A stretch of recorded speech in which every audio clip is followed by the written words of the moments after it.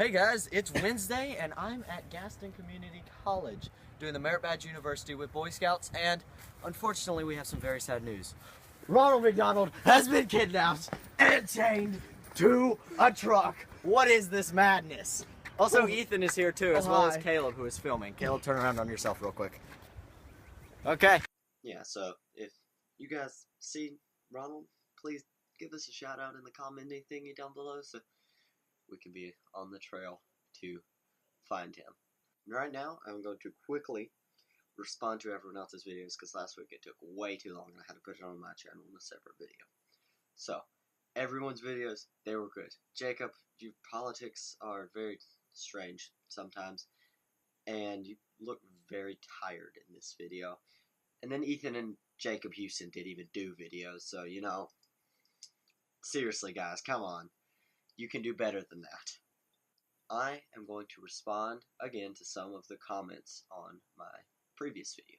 First up, Caleb Knight says, and I'm going to have to read this one directly because it's pretty intense. The importance of importance is important. So not is a yes, if no is a yes, and yes is a not, and not is a yes. So pretty much what I got from that is absolutely nothing, and I'm going to completely ignore it. Caleb, honestly, come on, you're on this channel. Why do you have to make it so confusing for me? Second comment, pretty easy. Brixton Wilner, he says, do an Indiana Jones conspiracy. Well, Brixton, guess what? We're now going to do top 5 Indiana Jones conspiracy theories. As this is a major spoiler alert, so if you have not seen all the Indiana Jones movies, go away now. Like, leave. Go. Number 5. All of the Crystal Skull is a fever-induced dream.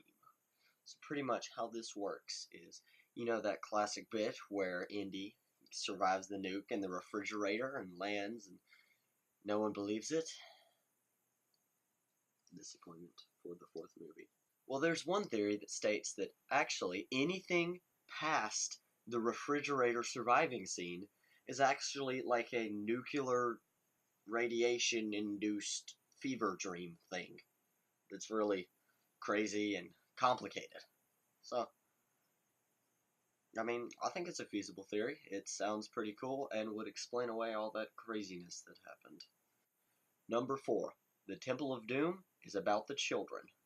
So you might kind of already be like, oh yeah, I already know that. They saved the kids from the mines, the cool minecart race and stuff. Well, you see, when you think of the Indiana Jones movies, what do you think of? The 4 main objects: the Ark, the Grail, the Skull, and the stones, right? Well, those stones in the Temple of Doom may not actually be the main driving part of the plot. It might actually be the children. So you should list the children up there with the Indiana Jones sacred thingies, whatever he's saving in the movies, really. Number 3. In both the Raiders of the Lost Ark and The Last Crusade, Indy is simply an observer. So you've probably heard a bit of this one before. It pretty much states that the plots of both of these 2 movies are not really super important for Indy to be a part of. Like, the Nazis still would have opened the Ark and got their faces melted off, and that evil random guy would have still drank the cup and turned into dust.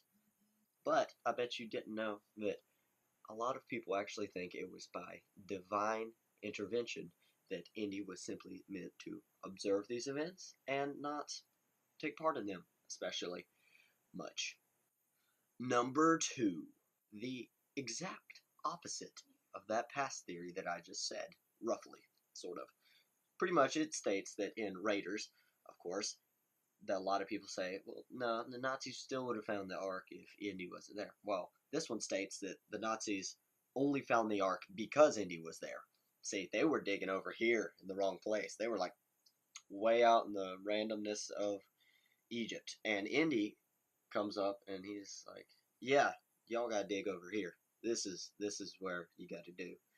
And so he digs there because the Nazis are evil. And then the Nazis find him digging there, find the location of the Ark, go to the Ark, and get their faces melted off, which is a good thing. So, I think that one is probably the more likely of the two because it means that the faces getting melted off was not just some random event that happened. Indy actually affected that happening. Number 1.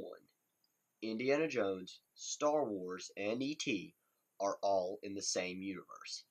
Okay, so this is like my favorite film theory of all times. I look up these things from time to time.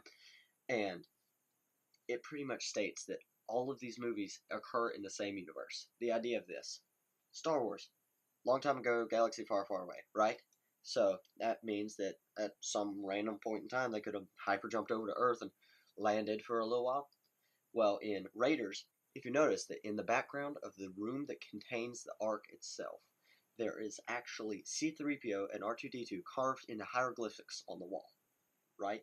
That is just... In E.T., E.T. follows after a kid dressed up very similarly to Yoda, saying, home, home, home, which pretty much kind of is referencing to E.T. has met Yoda. And then, in one of the prequel trilogy movies, I can't exactly remember which one, in the big Senate room with all the aliens and their little UFO thingies, there are ET aliens in that room, if you look really closely. Okay guys, I'm really sorry for the late video. I have been at track practice and I am tired. This is like my 500th take of this video. I have done it so many times. So, I'd like you guys to like, comment, and subscribe to this awesome channel. And, as always, Hail Hydra.